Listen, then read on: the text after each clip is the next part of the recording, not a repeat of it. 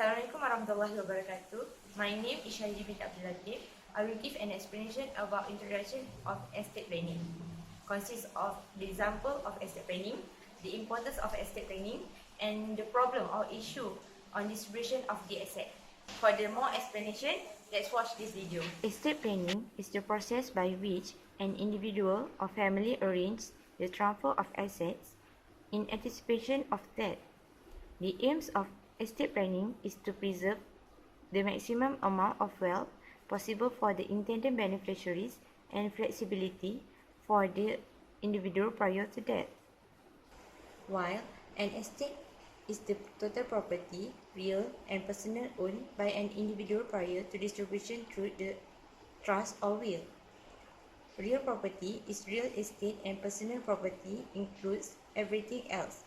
For example, for movable asset, cash, bank saving, shares, EPF savings, and insurance claims. Immovable asset, for example, land, house, and building.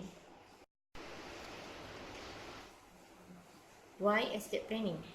To ensure our loved one able to receive our asset as soon as possible, and assets are passed on the person of our choice. Another that, to make sure estate planning legally effective arrangement for the disposition and management of a person estate according to Sharia and civil law. Only Amanah Raya Berhad can in charge the. Assalamualaikum warahmatullahi wabarakatuh. My name is FIN533. Today I will present about the will under the estate planning. For the information, there are the explanation about meaning of the will, the requirement, and why the will can be revoked. Thank you. Will. Will is a document in writing that states a person's intention as to how his or her estate to be administered and to distribute after his or her death. A will may include provision for guardianship, custody, and tuition for a child. Beneficiaries, the person specified in a will to receive a part of an estate. This is the parties involved in will, which is the testator, executor, and beneficiaries. The requirement of will. First, 18 years of age or older. Second, sound mind. Third, type. Fourth, declaration. Sign and date. Two, impartial witness. A will can be revoked by first, marriage, destruction, a later will, conversion to Islam. For the marriage, a will is revoked by a marriage or remarriage. Divorce or separation does not revoke a will. For the destruction, a will is revoked when the testator destroys the will physically with the intention of revoking. Accident or malicious destruction by a third party does not constitute revocation. A later will. A subsequent will around automatically revoke an earlier will, whether or not a revocation clause is included in a later will. Fourth, conversion to Islam. A will is revoked when a non-Muslim person converts to Islam because the distribution of his or her estate will automatically follow the Farid distribution. Assalamualaikum, my name is Nabila Abdul Ghani, and I will explain about Farid based on Quran, Hadith, and Ijma' and Ijtihad. And I will tell you about the heirs in the base of Quran and the order of sequences for the right of the estate. Fara'id, or the law of inheritance in Islam, is also known as Ilmu Fara'id. It is a science dealing with the law pertaining to the devotional acts based on the Sharia in respect of the wealth of a person after the certainty of his or her death or on the assumption of his or her death. Fara'id is a section of the Islamic law that deals with the distribution of the estate of a deceased person. Fara'id is based on the Quran. Allah enjoins you as concerning your children, which is the male shall have the equal of the portion of the two female. If there are more than two female, they shall have 2/3 of what he has left, and if there is one, she shall have the half, and as for his parent, each of them shall have the sixth of what he has left if he has a child. Based on the hadith, the Prophet Muhammad said that give the appointed portions to those entitled to them. Ijma and ijtihad of the companion of the Messenger of Allah, Imams of Mazhab and Mujtahid of proven knowledge, said that a substantial part of Fara'id and the section governing the distribution of property among the heirs are provided for in the Quran. Only a small part is determined on the basis of hadith and ijma. Next is the order of sequences of right on the estate. It is said that when a person died, those living must do the following with the estate that the deceased left behind, in the following order. First, discharge all his obligations relating to zakat, kafarah, zihar, coercions, was fasting in the month of Ramadan. Second, pay for his funeral expenses. Third, settle all his debt to his fellow beings. This settlement includes on the performance of the Hajj on his behalf if he had not already done in his lifetime. Third, settle all his debt to his fellow beings. This settlement includes the performance of the Hajj on his behalf if he had not already done in his lifetime, and then is to execute his will. The cause of inheritance under Fara'id is nikah, wala or co-relationship, nasab or kinship. Under Fara'id, the heirs to a Muslim estate divided into this group based on the Quran is blood relations, relations by affinity, female descendants, and collateral relation.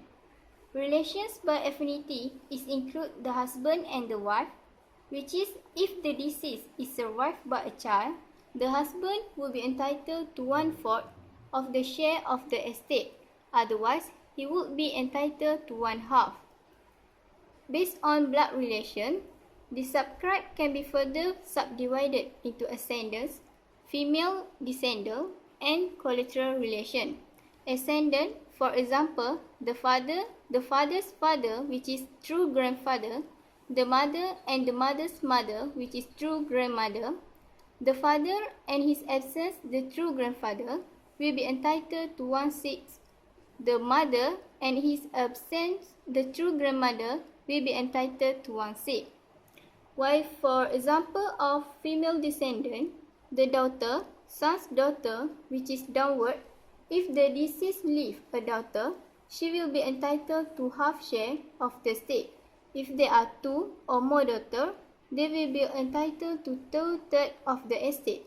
In the absence of daughters, the son's daughter will inherit the daughter's share. The third one is collateral relation, which is, for example, the full sister, the same father and same mother, the consanguine sister, which is same father, the uterine brother, they have same mother, and the uterine sister, which is same mother. In the absence of other heir, the full sister will be entitled to half share. If there is more than one sister, they will be entitled to 2/3. Similarly, the consanguine sister will inherit if there are no full sister. Next is the agnatic heir, which is asabah. There are 3 subtypes of agnatic heir. First one is the male relation in their own right, which is asabah bin nafsihi. The second one is the female relations in the right of another, which called asabah bil ghair. The third one is the female relation with one another, which is asabah ma aghyarihi. Baitulmal is the body, which is an institution that functions as a trustee of the Muslims. It looks after assets from which members of the Muslim public can benefit. Baitulmal under the following circumstances, which is there is no rightful beneficiary to the estate, all beneficiaries have received their shares, yet there is still a portion that remains of the estate. Third is there is no claimant to the estate. And the last one is the deceased person if leave no heir. Assalamualaikum warahmatullahi wabarakatuh. My name is Suhaili binti Shoheri. Now I will explain on an asset in Fara'id and also the issues that related to the Fara'id. What are the type of asset that consist under an estate and also what the issues that related to the Fara'id. For the further explanation, let's watch this video. Next is the an estate in Fara'id. Estate is all the assets and liabilities of a deceased person which, according to Islamic law, may be inherited by the deceased person has. And next we're looking to types of estate. First is immovable property and movable property. That like we have mentioned just now, the example for that things. Next is money owed to a deceased person, property that has been mortgaged or pawned by a deceased person and that is renewable. Property purchased by a deceased person during his lifetime for which the payment has been made by him but which has not been delivered to him until his death. Next is mahar or dowry that has yet to be paid to a wife until the wife dead. Next, other assets such as savings, EPF money, shares, unit trust, bond and insurance policies approved by Islamic law. All others assets of material value. Concerning the estate of a deceased person from those who are entitled to it is an act of a deceit. It is haram or forbidden and cruel to do so. Any beneficiary who is involved in such an act, either directly or indirectly, shall be answerable to Allah in this world and in the hereafter. A Muslim cannot ignore the rule of Allah and dispose of the estate of a deceased person according to the rule of custom of a particular country. Fara'id is ordained in great detail by Allah in the Quran. Muslim must abide by this rule of Allah in all circumstances. Allah has decided upon the right of inheritance on the basis of the responsibility of men and women. Allah has fairly and systematically made the choice of beneficiaries. Entitlement in Fara'id. And this is the table that show the right of the beneficiaries can get from an estate. Okay, next is issues related to Fara'id. A Muslim is only allowed to give away not more than 1/3 of his estate in a will. If more than 1/3 of the estate must have consent from all the deceased heirs. If without consent, the heirs can only entitle for 1/3. However, writing a will to the heirs or beneficiaries even 1/3 and with consent of the heirs or beneficiaries are not valid. The first issues of the fara'id is hibah or gift. A Muslim can hibah his estate to anybody within living duration, whether partial or all of the estate. For example, by transferring the name in the house title, car or land. Asset which can be placed under the hibah trust consists of movable asset and immovable asset. This asset must exist during the akad or contract. In the Islamic law, hibah is valid once there is ijab and kabul about the gift that he or she want to give away without consideration. It is haram to ask for the hibah back, even among siblings, husband and wife, except a hibah from father to her son. The beneficiary must be mature or baligh and sound mind. For individuals with disabilities or patients with mental conditions, the giving of the hibah must be done through a trusted guardian. The last one is nominee in insurance, EPF or tabung haji. In the Islamic law, nomination of the above are considered not valid or does not fall to the nominee upon the death of the deceased. It is still contrary to the fara'id. This is stated clearly by the Jawatan Kuasa Fatwa Kebangsaan 1973 in the Mesyuarat Majlis Raja-Raja on 20 September 1973.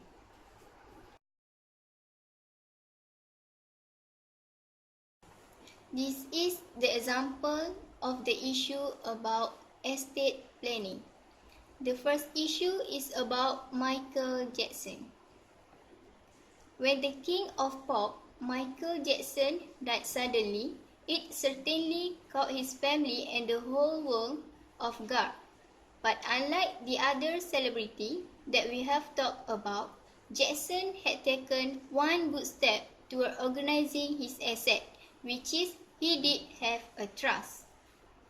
A trust keeps a fair, private and out of probate court, at least when used properly. He didn't transfer his asset into the trust, and as a result, his estate was forced through a very public court process.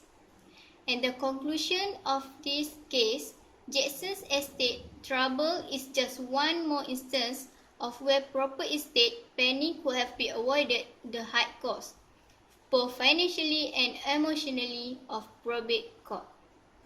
The second issue is deceased Muslim asset. What happened to the asset of a Muslim when he or she passed away? Is it simply distributed smoothly according to Faraid law? It is in fact not that simple at all. Mr. Muhammad Zulkifli bin Ismail, Deputy General Manager at Salihin Trustee Berhad, shared about the real problems faced by Muslims when it comes to estate distribution. The reality on estate is that while we are alive, all the properties that we own, all the assets that we have are all absolutely in our control. We are the sole owner. We can do whatever we want with it. We can sell if we want, we can take the money from the bank, and anytime we want, we can transfer the property. Why? Because we are the sole owner. We are the absolute owner of the property. The problem starts when this line comes in, the dark line of death. When death occurs, we will lose control on all the assets which we have both and control because we are no more in the world. So all our assets now will be converted or we go down to the bottom and becomes to the state of decay. The third issue is about Paul Walker will. Paul Walker was worth $25 million when he died, and there seemed to be some possibility of a family conflict. This based on new documents obtained by TMZ. We have obtained a copy of Paul Walker's will. Walker left his entire estate, $25 million, to his 15-year-old daughter Meadow. Paul's dad filed Paul's will with the court. Paul's dad petitioned the court to appoint Paul's mother, Cheryl, guardian of Meadow. What is more, Paul's dad wants Cheryl to be the guardian of the $25 million. This is exactly what Paul wanted under the will. Now Meadow lives with her mother, Rebecca Sotoris. If Paul gets his last wish, Grandma will become Meadow's guardian. It's unclear if Rebecca approved, but it's definitely strange that Paul wanted his mom to be guardian since Meadow lived with Rebecca. A court hearing is scheduled for later this month. Okay, the last but not least is issues on more Malaysian into estate planning after recent air tragedies. Before this, Malaysian people are not concerned much on their estate planning. They know the importance of the will, but they do not take early action by pre-planning their will. Years back, our country was shocked by the tragedy that happened on our airline companies, which is missing of MH370 and shooting down of MH17, with the big impact on our countries. Start from there, our people start to do their estate planning. Says the Amanah Raya Berhad, the number of Malaysians making wills has soared following the recent airline tragedies.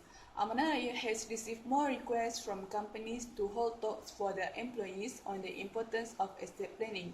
The company, whose had prepared more than 150,000 wills, estimate that there was some RM60 billion worth of unclaimed money and assets in the country because their owner did not leave any will when they died.